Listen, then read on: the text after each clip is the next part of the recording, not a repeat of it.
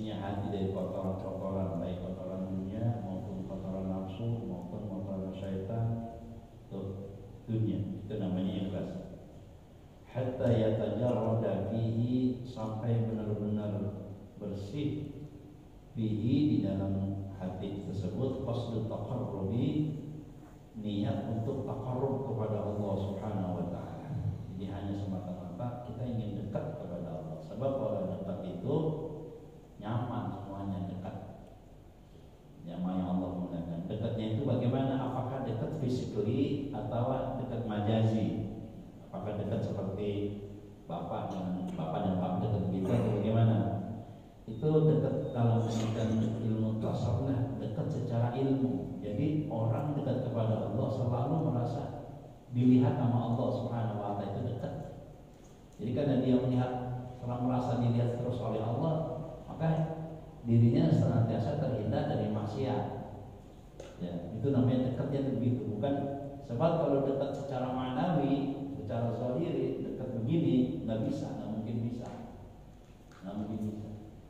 Artinya banyak ulama-ulama yang ada konsep seperti Ibn Arabi mengatakan ada namanya hulul itu di mana menyatu zat manusia dengan zat Allah. Wahdatul wujud yang di konsepnya Syafi'i Jenar, ketika ditanya mana Tuhan, Tuhan tidak ada, yang ada jinar. Mana jinar, jinar ada, yang ada Tuhan. Itu sangat berbahaya sekali. Konsep itu sangat berbahaya sekali. Jadi ulama mengatakan bahwa yang namanya takarrub itu adalah di mana seseorang sudah merasa diawasi oleh Allah Subhanahu wa taala fi harakatihi wa sakanatihi, baik dia bergerak maupun diamnya itu benar-benar diawasi oleh Allah, sehingga apapun gerak tubuhnya kita kontrol oleh Allah Subhanahu wa taala. Nah, pada itu yang memuliakan Allah Subhanahu wa taala. Tapi memang ada ulama yang mengatakan bahwa dekat itu dekat namanya qurbatul jami wa qurbatul tafarruq dari Imam Haddad dalam Nafai Sufiyah. Imam Haddad berkata orang kalau dekat merasa menyatu diri dengan Allah, yang nggak ada teorinya. Jadi ada orang ketika dia mabuk dengan Allah, dia zikir, dia pingsan, dia tidur, bangun lagi, tuh dia zikir lagi, dia bangun lagi, dia pergi lagi tanpa wudu dan segala macam. Itu nggak dipelajari nama agama. Itu nggak wajib kita pelajari, nggak wajib. Makanya paham Ibn Arabi itu nggak bisa dipahami, nggak wajib kita tahu kayak gitu. Nggak perlu kita mabuk dengan Tuhan, nggak perlu. Kita cukup takarrub kepada Allah, merasa diawasi oleh Allah Subhanahu wa taala, gitu. Sedikitnya maupun banyaknya. Nah, hatta yatajarrada bihi qasdut taqarrub, sehingga dengan hati yang bersih dari kotoran tersebut muncul itu tujuan hanya taqarrub kepada Allah. Fala yakunu bihi ba'isyun siwa, tidak ada motivasi untuk dekat kepada Allah, memang hanya untuk Allah Subhanahu wa taala. Tidak ada motivasi yang lain. Tuh. Ini nggak ada jamaah yang Allah lagi motivasi ini nggak ada. Cuma hanya mengatakan Allah Subhanahu wa taala. Tuh. Wahada, dan kondisi seperti ini la yatasawwaru illa min muhibbin lillah. Tidak bisa digambarkan kecuali orang pencinta Allah Subhanahu wa taala. Pencinta Allah Subhanahu wa taala. Mustaghriqil him hammi bil akhirat, orang yang tenggelam cinta kepada akhirat. Hanya bisa orang yang orang cinta kepada Allah yang bisa begini, orang yang tenggelam hatinya dengan akhirat bisa bersih. Jamaah Allah muliakan. Ukurannya bagaimana? Bihaitsu la yabqa hubbu dunya fi qalbi qarar. Ukurannya tidak ada tersisa dalam hatinya kecintaan kepada dunia. Ada tempat dalam hatinya dunia itu, jamaah Allah, nggak ada lagi tempat dalam hati itu. Ukurannya begitu, orang cinta kepada Allah dan cinta pada akhirat. Terus pertanyaannya bagaimana kalau kita hidup dunia?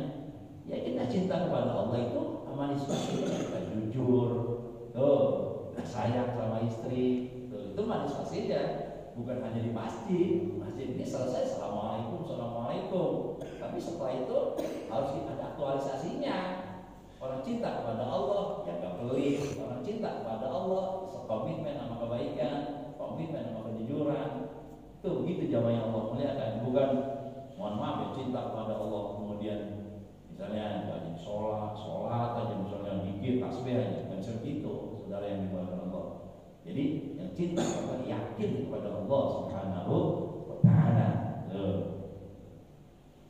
Dan pemiklah hanya contoh daripada ini, lau akala, kalau seandainya orang makan, atau syariba, atau orang minum, atau hajat, atau dia membuang hajatnya di abi atau pipis, karena khalisul amali, maka orang itu harusnya orang yang ikhlas.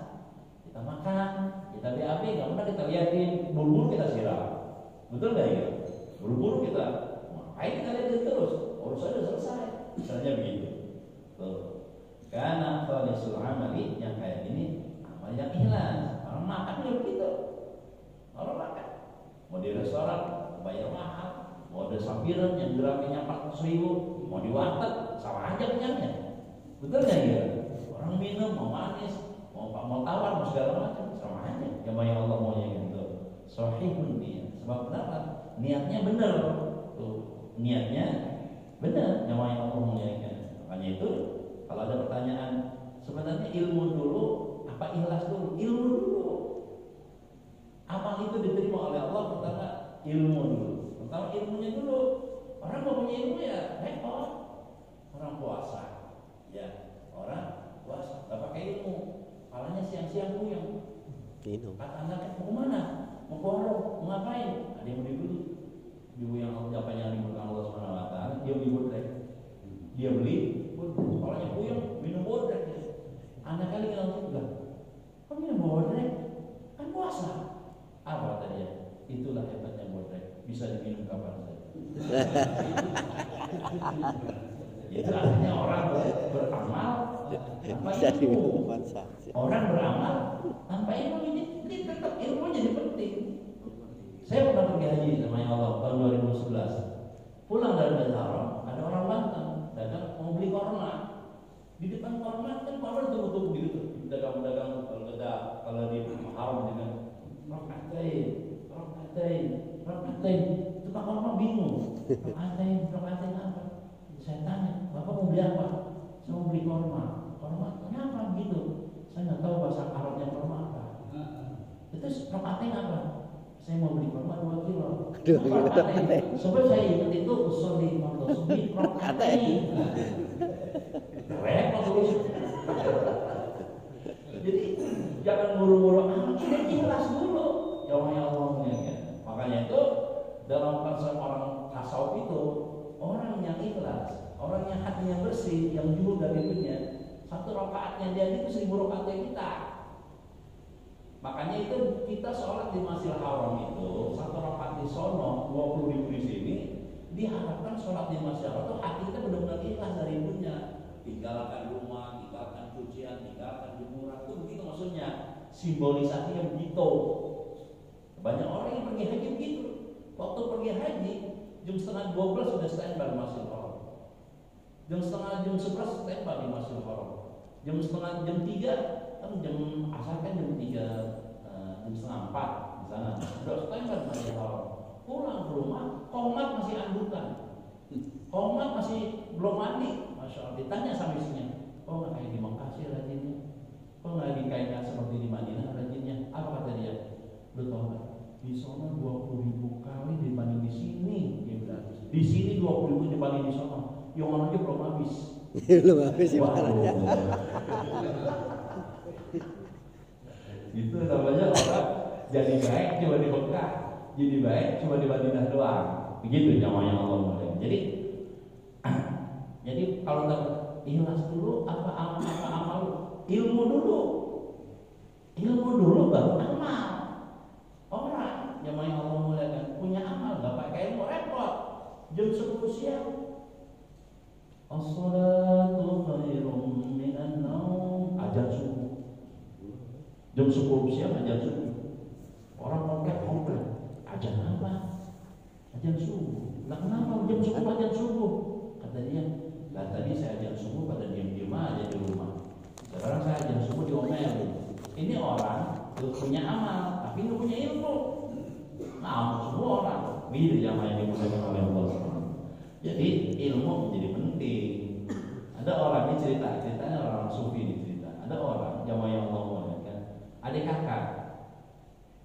adiknya tekun ibadah tapi nggak pakai ilmu. Kakaknya malas ibadah tapi punya ilmu. Gimana dia? Ya ada orang gitu kan, tekun ibadah, rajin ibadah tapi nggak punya ilmu. Jamaah yang Allah muliakan, kakaknya malas ibadah tapi punya ilmu. Datanglah setan. Kata setan, jamaah yang Allah, datang kepada adiknya yang hanya ibadah nggak punya ilmu. Situ dah rajinnya bukan main. Dari muda sampai tua dia rajinnya bukan main. Tuh, jamaah yang Allah muliakan. Kata, udah cukup sekian aja. Ibadahnya udah banyak. Ibadahnya udah banyak, kata saya. Udah, nggak usah. Ibadah udah banyak. Tadi masih muda, sama sekarang ini udah tua kayak gini masih rajin. Ibadah udah cukup. Berhenti adanya ibadah. Berhenti adanya ibadah. Datang setan ke kakaknya yang tadi yang malas-malasan tapi nggak punya ilmu. Kata setan begini, situ walaupun gak ibadah, situ cakep. Sebab kenapa? Walaupun gak ibadah, situ punya ilmu. Nanti juga akan baik akhirnya. Kata yang punya ilmu, lo gak bisa. Ilmu aja gak cukup, kata dia. Saya mesti ibadah. Akhirnya jemaah Allah muliakan. Yang malas tadi kakaknya yang punya ilmu semakin rajin ibadah. Tuh, kan ibadah sama setan. Yang tadi yang adanya yang ibadah tanpa ilmu berhenti ibadah, ada ibadah sama setan. Itu pentingnya. Jadi ilmu, setelah ilmu kemudian ada niatnya, kemudian setelah niat amalnya, lama baru yang namanya ikhlas. Begitu jamaah yang dimuliakan Allah Subhanahu wa taala. Jadi nggak bisa orang ikhlas tanpa ilmu, nggak bisa, mesti ilmu. Mesti ilmu. Jamaah yang dimuliakan Allah Subhanahu wa taala harus punya ilmu. Dan wa kana paman laisa kadzalika, kalau orang nggak punya kebersihan hati, orang nggak punya kecintaan sama Allah, orang nggak punya kecintaan sama akhirat, paman laisa kadzalika, kalau tidak demikian, babul ikhlasi masdudun alaihi illa tudur, maka pintu keikhlasan tertutup baginya kecuali pada orang-orang yang jarang terjadi.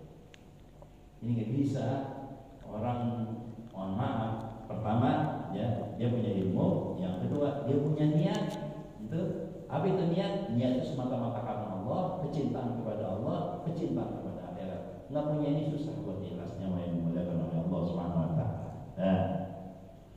Wa kama anna man ghalaba alayhi hubbullah, dan sebagaimana orang yang didominasi cinta kepada Allah, didominasi cinta kepada Allah, hubbul akhirati, dan didominasi cinta kepada akhirat, faktasabat harakatuhul ibadiyatu, maka seluruh gerakan tubuhnya terbiasa tuh sifatul hamdihi, menjadi sifat menjadi kebiasaannya. Jadi orang yang cinta kepada Allah, orang yang hatinya cinta kepada Allah, kepada akhirat, maka gerakan aktivitasnya itu tuh menentukan cerminan dari cinta itu. Jadi orang yang cinta kepada akhirat, cinta kepada Allah, itu muncul gerakannya itu seperti itu. Beda jamaah yang Allah muliakan.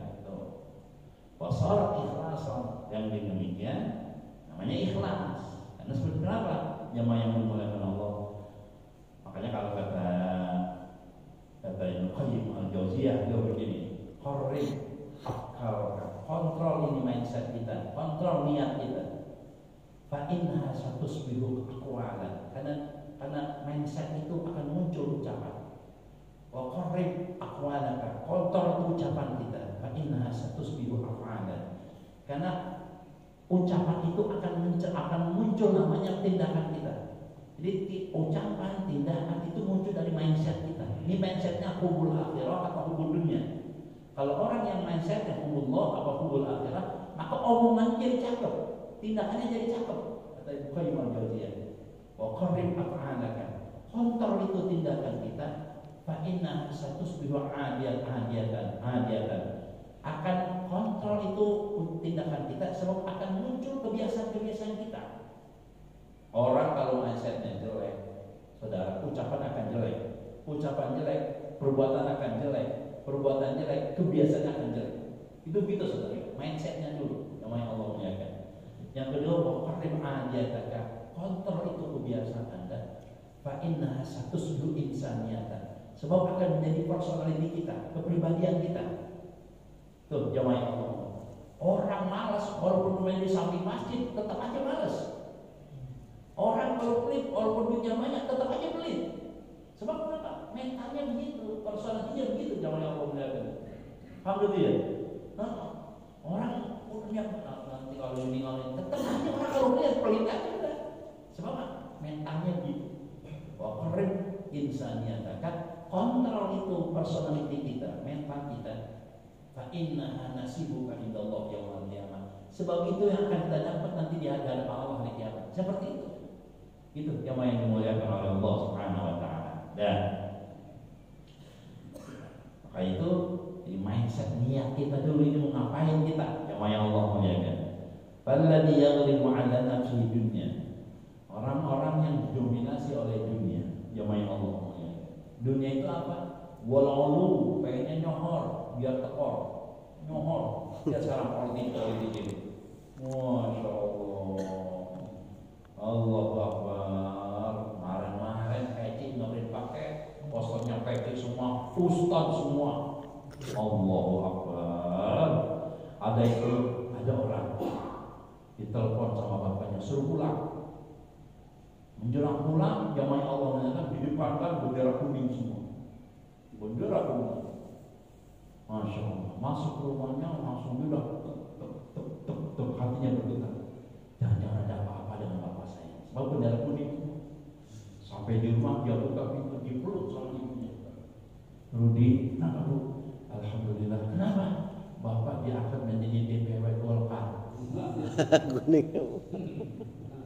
Lalu bendera kuning, bendera Golkar. Subhanallah. Tuh. Sekarang kita ini pencinta ma'ulu, pada nyohor di rumah. Yang paling saya heran ada calon dari salah satu partai. Saya nggak sebutin partai karena saya dosa. Satu rahmat beribu manfaat. Masya Allah, Masya Allah. Itu kan begitu. Al-ulu, itu dunia itu pengen begitu. Ulu, bisa aja. Jadi lupa sama kita. Betul nggak gitu? Makanya kata orang-orang Betawi, apa beda pilkada sama pilkade? Pilkada udah jadi lupa, pilkade lupa jadi. Tahu jadi. Lupa jadi. Saya gitu, saya kiai, ini datang, ini telepon, ini ada ribet banget kayak gini. Masya Allah. Ibarat kita bikin nasi uduk pakai serai. Kan pakai serai, pakai daun salam. Iya. Giliran nasi uduknya dimakan dan jadi, kira serainya dimakan enggak? Dibuang. Betul nggak gitu? Itunya daun salam dimakan enggak? Dibuang. Itu makanya begitu tuh. Tuh, makanya kata pengalan dia itu ala dunia.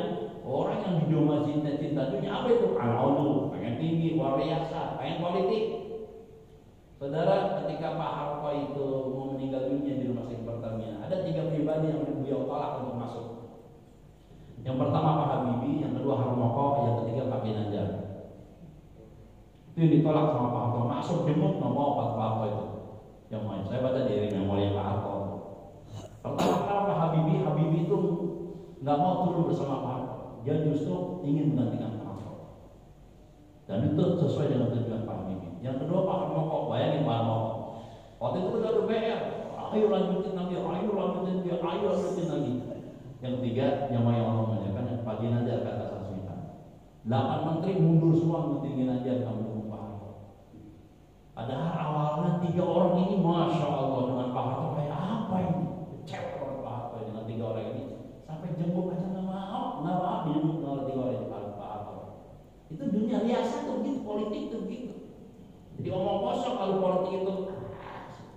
Kalau kata Sayyidina Ali, Allahumma inni a'udzubika tuh minasyaitani wasiyasah. Ya Allah, saya berlindung kepadamu dari 2, dari setan dan politik. Politik itu begitu. Paham itu namanya riasa. Ini dunia juga nih.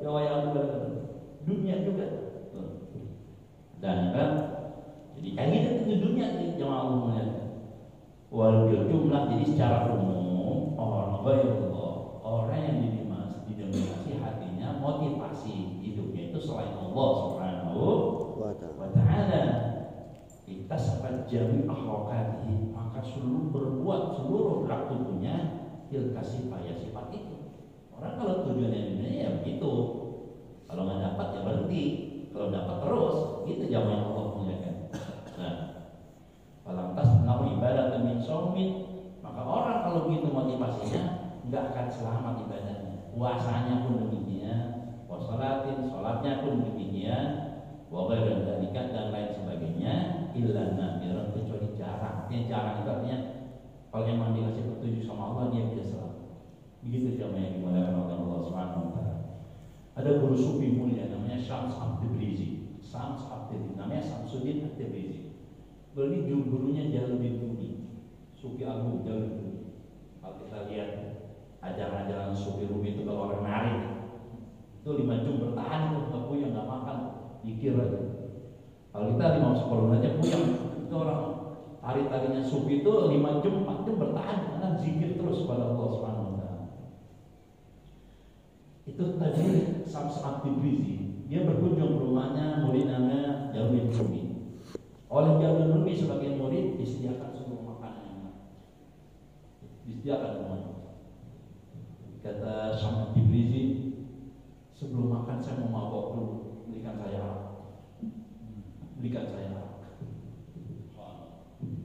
Oh baik. Ini Rumi bingung.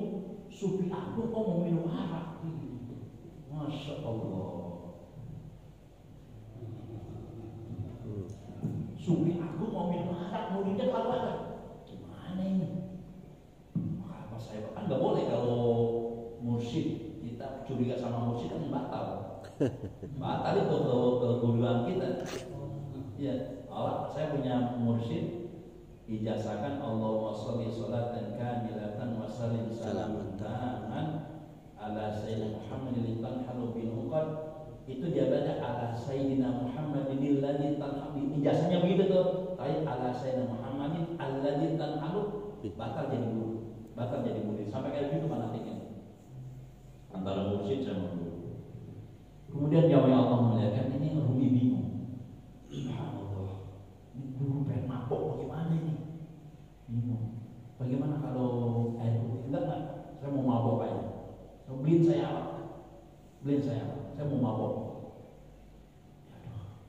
Nanti saya suruh anak saya yang beli. Enggak, situ yang beli. Situ yang beli. Ya Allah subhanahu. Pak Kiai, orang kampung sini cium tangan semua sama saya. Saya nggak peduli. Situ yang beli. Pak Kiai, ini anaknya ada di perkampungan Kristen, orang Nasrani. Saya nggak mau tahu. Situ yang beli. Oh itu. Jamaah yang kalau menjadi mursyid itu, guru itu harus begitu. Jadi dites kesehatan kita sama guru. Saya punya guru namanya Kiai Maulana Kamal Yusuf, beliau ulama terkenal di Jakarta. Itu berkunjung, dia cerita sama saya, berkunjung ke guru sekumpul Banjarmasin menunggu 4 jam. Dia Amin Rais menunggu 4 jam. Diterima satu-satu tuh. Ketika dia Pak Kiai lama sekali saya nunggu ini. Saya nunggu petunjuk dari Rasulullah, apakah Anda layak saya terima jadi tamu saya atau tidak? Sampai begitu tuh, terus kumpul itu yang kalau haulnya malam Rebo dari hari Jumat itu udah penuh hotel semua itu di Martapura. Sampai kayak gitu, jawab. Saya menunggu petunjuk dari Rasulullah, Anda layak saya terima atau tidak? Nunggu 4 jam, termasuk Amin Rais kata dia. Malah Amin Rais nggak diterima. Akhirnya, Pak Kiai, bagaimana kalau saya suruh pembantu saya untuk minum arak, beli arak? Saya mau ini, Masya Allah, bagaimana sih urusannya? Kalau dulu yang bener apa? Kata si Rumi, enggak, saya mau ada yang bener. Subhanallah, akhirnya jubah dipakai, kepala itu dipakai sodok, itu jangan ketahuan orang. Subhanallah, ternyata keluar dari rumah, Rumi kelihatan sama tetangganya Nasrani. Oh, mana ini orang nih, oh, mana ini orang? Ternyata mampir di warungnya orang Nasrani yang jual arak. Subhanallah, saking malunya takut wibawanya jatuh, itu orang dia tutup ini, gamisnya, dijubah, yang tahu. Subhanallah, sampai di depan pintu rumahnya, itu Nasrani yang lihat dari tadi main ini ngaku orang soleh, ngaku ulama, ngaku kiai, mabok beli arak, mukanya pucat langsung, mukanya pucat. Dalam hati ya Allah, ini gara-gara melain guru saya jadi begini, korban ini, masya Allah, masya Allah. Orang ngumpul semuanya tanya diumumkan ini Rumi ini Jalaluddin ini bajingan, kiai bajingan. Kita itu saudara Jangan rugi, saya aja nih habis ngajar sini pakai sorban, boncengin jangka yang mondar-mandir di kompleks, kalau saya rusak. Betul nggak gitu? Boncengnya begini lagi nih, bonceng begini, terus dia punya jambutnya ini nempel di pundak saya masih pakai sorban. Siapa itu? Kiai Bukhari. Gila, selesai urusan. Yang Kiai PK itu. Apalagi Rumi, Sufi Agung, ini gila ini. Orang dijebak, ternyata dia masih dijebak sama gurunya. Akhirnya jamaah Allah muliakan, ini ketika dia simpan begini nih, dia punya alat, kan gurunya keluar sama aktif di sini. Enggak, dia nggak beli alat, dia beli cuka. Coba dikeluarkan semuanya, dituang di gelas, suruh minum satu. Berubah itu arak menjadi cuka. Ini dalam ilmu kemalian itu ada. Ketika ada orang ditanya oleh Umar bin Khattab lagi megang minuman keras, itu orang ditanya apa yang akan Anda? Itu orang ketika ditanya sama Umar bin Khattab, kalau saya jawab arak, saya takut dihukum. Kalau saya bohong, saya dosa. Betul nggak kira? Dia jawab dalam hatinya, ini cuka. Berubah jadi cuka. Itu orang ada dalam ilmu wali ada rumusnya. Kalau jadi wali tadi ada ini. Jamaah yang dimuliakan oleh Allah SWT. Apa dari cerita itu? Pertama adalah kesetiaan murid sama guru. Itu yang pertama. Jadi kesetiaan murid, kalau kita sudah punya guru mursyid, maka kita harus sandarkan sepenuhnya hidup kita, keyakinan kita kepada mursyid. Sebab dia akan menyampaikan kita kepada Rasulullah, nanti Rasulullah menyampaikan kepada Allah SWT. Itu yang pertama iman. Jadi nggak boleh curiga kalau mursyid. Kalau ada disuruh punya mursyid, amalin ini. Tuh. Anda jangan tahajud dulu. Tuh. Anda sedekah aja. Jangan tahajud, kita sedekah aja. Anda jangan nyingkir pegang tasbih dulu, baca Quran aja. Sebab dia tahu. Di barat tahu terapinya. Kita penyakitnya di mana? Jamaah Allah mulia. Itu yang pertama. Yang kedua, ini cerita tadi menggambarkan kepada kita jangan terlalu percaya sama dunia. Jangan terlalu percaya sama persepsi orang, penilaian orang. Gitu maksudnya. Sebab orang itu walaupun percaya dari kita tahun-tahunan, lihat aib kita sampai aja gugur semuanya. Begitu jamaah yang dimuliakan oleh Allah SWT, gugur semuanya. Dan itu dalam hikam jamaah yang dikatakan Allah SWT, itu dikatakan jamaah yang dimuliakan Allah SWT, ma'aradat himatu salikin antaqifa indama khushibala illa wa natul hawaitul haqiqah. Kalau Anda mengamalkan sesuatu yang bersifat duniawi, ada orang yang mikir pengen sesuatu duniawi, ada orang ini pengen sesuatu yang duniawi, itu suatu ketika akan ada suara hati yang memanggil kepada kita. Apa katanya? Alladzi tatlubu amamaka. Dengerin, yang Anda ingin capai itu bukan itu. No, masih jauh jamaah Allah. Jadi kalau misalnya kita berbuat sesuatu apapun tindakannya mendapatkan penilaian dari manusia, jangan GR. Berapa begitu? Jangan GR, jangan tertipu. Sebab fokus kita masih jauh. Siapa itu? Allah Subhanahu wa ila rabbika muntaha. Dan Allah itulah sebenarnya muarah dari hidup kita, jamaah Allah. Nah, jadi cerita tadi itu sahabat itu menambahkan jangan bangga dengan penilaian orang, jangan terlalu bangga. Pernah saya katakan, ada bapak sama anak naik onta. Kata anaknya, udah bapak aja pak, bapak lebih tua, bapak yang naik, saya nuntut. Orang komentar, itu orang tua pikiran mana ya, anaknya disuruh jalan sama dia yang naik, turun lagi anaknya yang naik anaknya, bapaknya yang nuntut. Orang komentar lagi, itu orang kemana pikirannya ya? Malah bapaknya yang suruh nuntut dia naik onta. Subhanallah. Akhirnya berubah lagi, dia naik onta berdua. Orang komentar lagi, itu orang pikiran kemana? Asal saya ingin berdua. Allah, ayo udahlah, kita tuntun aja berdua. Onta nggak dinaikin, dituntun anak sama baru berdua. Orang komentar lagi, itu orang pikiran kemana? Ada onta nggak dinaikin. Itu artinya jangan pernah merasa nyaman dengan persepsi orang. Paham itu Pak? Kalau kita bergantung kepada Allah, persepsi kita menyampaikan penilaian dari Allah, aman semua. Makanya sufi-sufi juhud-juhud itu nggak pernah peduli sama korupsi orang. Yang main dimakan Allah SWT. Ada seorang istri tinggal sama suaminya khuruj. Ditinggal suaminya khuruj. Kata orang, lah, ini gimana sih? Mau ditinggal sama suami untuk ibadah segala macam gitu. Ada gimana ibu gimana sih? Nggak takut miskin, nggak takut melarat, nanti makan bagaimana? Apa kata istrinya? Kata istrinya, suami saya akal, suami saya tukang makan. Tapi bukan ngasih rezeki.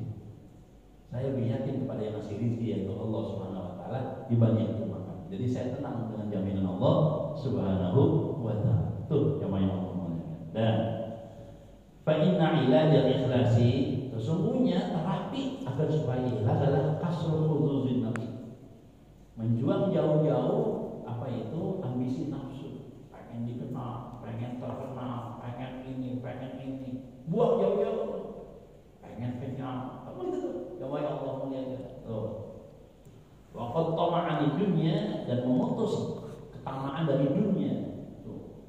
Jangan pengen ini, jangan pengen itu, biar ikhlas tuh gitu. Terapi biar supaya ikhlas. Wa tajarrud ila akhirah, dan konsentrasi hanya untuk menggapai kebahagiaan akhirat. Orang-orang dulu tuh, nabi-nabi zaman dulu, in ajriya illa Allah. Upah saya bukan dari kalian, upah saya dari Tuhan saya. Itu gitu jamaah yang dimuliakan oleh Allah Subhanahu Wa Taala. Tuh. Jadi ada seorang guru sufi mulia namanya Ali Zainal Abidin.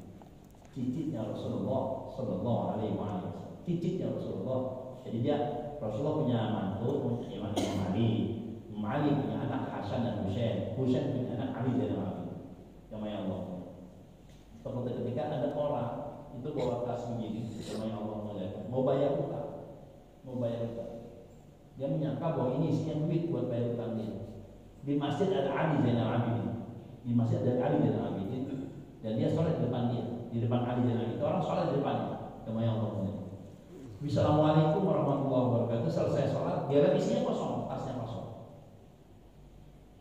Dia curiga, pastinya ngambil ini dia orang.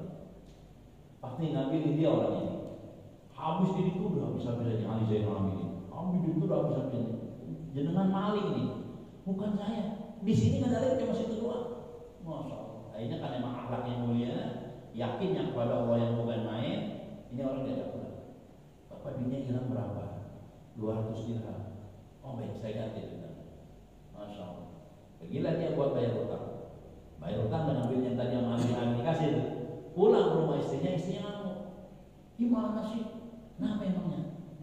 Oh bayar utang ini tinggal di rumah. Ngerti gak sih? Jadi kita ketinggalan itu.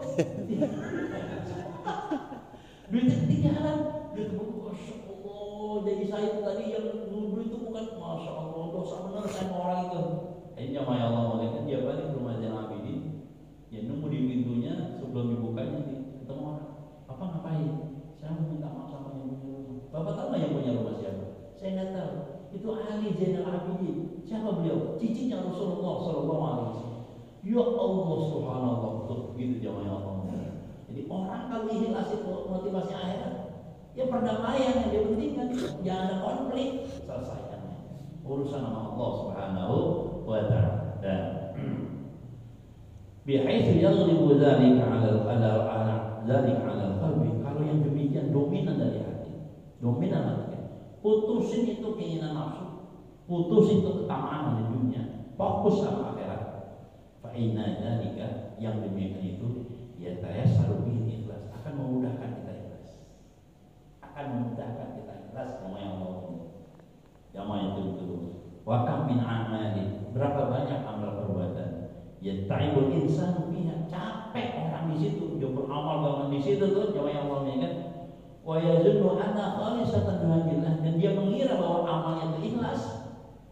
Wa yakunu biha dan menurutnya ternyata dia tertipu. Innahu lam yara wajhal abadi, kenapa? Karena dia tidak melihat penyakit-penyakit yang ada dalam amalnya. Itulah pentingnya ikhlas. Jamaah yang dimuliakan Allah Subhanahu wa Ta'ala. Pada itu hadir yang dimuliakan Allah Subhanahu wa Ta'ala, pertanyaannya bagaimana? Ikhlas dulu atau amal dulu? Amal dulu baru ikhlas. Jangan nungguin ikhlas. Sama, khusyuk dulu apa sholat dulu? Sholat dulu baru khusyuk. Senyum dulu, bahagia dulu. Ada orang mau senyum bikin bahagia. Senyum dulu, bahagia. Sedekah dulu apa ikhlas dulu? Nungguin ikhlas apa ikhlasnya? Sedekah dulu baru ikhlas. Betul gitu? Ada orang, apa masalah? Saya belum khusyuk. Saya belum khusyuk. Sholat dulu baru khusyuk. Ada Hasan Al-Bishri. Ketika dia ceramah tentang ikhlas, dia ngomong gini, kita itu kalau beramal jangan ambil upah. Jangan ambil upah. Ikhlas saja pada Allah Subhanahu wa ta'ala. Pembantu namanya Syafiq Al-Bani diri di samping majelis taklim dia ngomong gini, "Dah, kalau ikhlas saja keluarga saya bagaimana? Makan bagaimana?" Betul ya? Dia berhenti masuk kerja ke bilang, cari-cari sama Hasan Bishri. Mana Syafiq? Berhenti kiai, kenapa? Itu dengar ceramah kiai kita suruh ikhlas saja, kalau ikhlasnya makan dari mana itu? Panggil dia kembali. Kata Hasan, panggil dia. Gimana? Saya berhenti Pak Kiai. Kenapa? Saya punya tanggung anak 5 istri. Kalau saya ngerti ikhlasnya kapan saya makan? Apa kata Hasan Bishri? Istamir dalam amal. Kerja aja. Wastahil ikhlas. Nanti ikhlas diikuti. Ngerti gak tadi? Jadi kita beramal aja. Nanti ikhlas diikuti. Ketahuannya dari mana? Yang pernah saya cerita orang Betawi, wah kamu dapat kambing, yang bawa durian dapat rambutan. Itu gitu. Ketahuan tadi Jawa ya Allah. Terus aja beramal, jangan mikir itu orang kagak ikhlas. Jangan, itu jadi contoh buat kita. Kita jangan begitu. Paham dia? Nah, contoh. Wa kama hukiya an ba'dihim, dan sebagaimana diceritakan dari sebagian ulama. Begini. Annahu kana yusalli da'iman fi shaffil awwal. Ada orang yang senantiasa salatnya shaf pertama. Shaf pertama. Shaf pertama. Insyaallah. Fa ta'akhara yawman 'ani sholati, kemudian ketinggalan salat. Shaf pertama udah penuh. Tinggalan salat. Fa shalla fi shaffil tsani, dapatnya di baris yang kedua. Baris yang kedua. Fa al-hujjat minan nas. Hatinya ini bergolak. Dari persepsi orang tadi ini, min haitsu rahu bi sawfisani, ketika dia di barisan yang pertama, hatinya ngomong gini, aduh gak enak sama orang ini, biasanya sop pertama, ini kalau sop kedua gimana ini? Betul ya dia, bergolak hatinya. Jawabnya, fa'allima anna masyafatahu rahata qalbi bi salati bi safil awal. Padahal biasanya dia merasa nyaman dan gembira kali di sop yang pertama, gitu. Dia tahu itu nyaman di sop yang pertama, ini kayaknya agak nyaman banget ini di sop yang kedua. Coba gitu kan? Mana apa nyamannya begitu? Karena disebabkan nadrin nasilahi, karena lihat orang. Lihat orang. Ini nggak nyaman banget ini di sop yang kedua ini, masya Allah. Karena kan biasanya di sop pertama, subhanallah, kata pengarang kita ini, hada daqiqun ghamidun, yang kayak gini sangat lembut, ini perasaan ini lembut ini. Ghamidun, sangat menipu nih perasaan ini, sangat menipu. Tuh, balata qallama taslimul a'malu min amsali, sedikit sekali amal yang selamat model-model kayak gini. Ada orang amal disebut alhamdulillah telah terima amal jariah dari sekian, kita bacakan Al-Fatihah. Kalau kita merasa gembira dengan itu, hati-hati nih yang main. Ada orang ya disebut ya, kita selamat datang yang jalan mati DKN kan banyak disebut orangnya, bapak ini gembira dia, hati-hati. Dok yakin gitu, sangat lembut ini, masya Allah, sedikit sekali. Waqallan ma yantabilahu, dan sedikit sekali orang yang sadar akan ini. Tuh illa Allah, kecil orang-orang yang mendapatkan taufik dari Allah Subhanahu wa taala. Hati-hati jamaah yang Allah muliakan. Hati-hati. Bahkan dalam ya apa namanya Abu Thalib Al-Maki, kalau kita disebut nama kita dan kita tidak memiliki hal yang disebut tadi, jamaah yang Allah muliakan, kita gembira, itu orang munafik kita. Kita di pasar Cipulir, di Kota Cibadu, pakai paci begini, silakan Pak Haji, silakan Pak Haji. Kita belum haji dan gembira, itu munafik kita. Kan doa Ustaz, itu bukan doa, itu dia pengenyekan dari dia, biar supaya dagangan dibeli. Kalau percaya Cipulir aja, Cipulir itu Apa coba? Kan sudah begitu Pak Haji. Silakan Pak Haji, silakan Pak Haji, silakan Pak Haji. Apalagi saya yang ustaz. Ada orang manggil saya namanya Bukhari doang, Pak Haji, nggak ustaz, nggak kiai. Bergetar itu orang bukan main itu. Repot itu. Di sini doang dipanggil kiai, di sini dipanggil ustaz, di masalah Tangerang tetap. Mana Bang? Betul ya gila? Betul nggak gila? Kita beli bakwan di pasar lama Tangerang, di pasar lama Tangerang, berapa Bang? Betul nggak gila? Hati-hati tuh, jangan ngomongin perasaan gitu. Kalau ghafilun anhu, dan orang-orang yang lalai akan itu, ya rauna melihat hasanatihim yaumal qiyamah sayyi'at. Orang-orang melihat kayak gitu nanti di hari kiamat yang dia kira baik padahal jelek. Karena perasaannya kayak gitu. Subhanallah. Wahum al-maqsudun bi qouli ta'ala, dan mereka adalah orang-orang yang dimaksud dengan firman Allah Ta'ala, wa badalahum min Allahi ma lam yakunu yahtasibun, dan akan tampak bagi mereka di hadapan Allah malam yakunu yahtasibun, yang mereka tidak perkirakan. Ternyata selama dunia ini kita anggap baik, jelek semua, gak ada nilai semua, masya Allah. Wa badalahum sayyi'atu ma kasabu, yang tampak bahwa mereka ada keburukan semua dari yang mereka lakukan. Subhanallah. Wa yaqulu azza wa jalla, Allah berfirman dalam surah Al-Kahfi ini, qul hal nunabbi'ukum bil akhsarina a'mal. Katakan hai Muhammad, apakah aku kasih tahu siapa yang amalnya paling rugi? Siapa? Katakan, Imam.